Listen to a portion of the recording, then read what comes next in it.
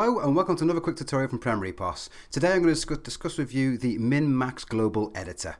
So, we'll log ourselves in and we go to Stock and we go to Stock Manager. Now the Min-Max Global Editor basically means if you've got a multi-store, so if you've got several stores and you want to be able to access the mins and max levels of all those different locations and be able to edit them within one window, this is the tool for you. So once we've logged into the actual stock editor, we can go over to related and we've got multi-store here. So we click on that. You need to be a global user to be logged into this system. So what I'll do is I'll quickly log myself out. So there you go. So there's both of my stores right here. So location 1, location 2.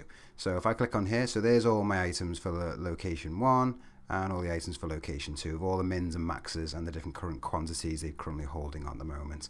Now what you can do on a search, so you can search via suppliers, types, subtypes, etc. But right now what we'll do, we'll just do something really simple and just search, for example, cat and go for search. So there you have it. So there's all my mins and max levels for this particular item within store location 2 and store 1. As you can see, they're slightly different for store 1, so they're 4 and 5 in store 1, but for store 2, I want them to have a slightly different one, so I'll change that to 2 and change that to, say, 6. So literally from the one window, I can literally go through and cycle however many stores I've got and change all the mins maxes without having to change or swap between the different locations.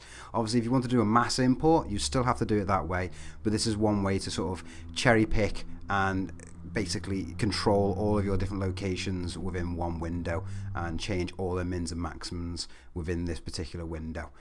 So I do hope this will be useful to you. A lot of customers have been using it now, so I'd like to think you will too. So thank you very much for watching. Don't forget to like, share and subscribe. I'll check it out next time. Take care. Bye now.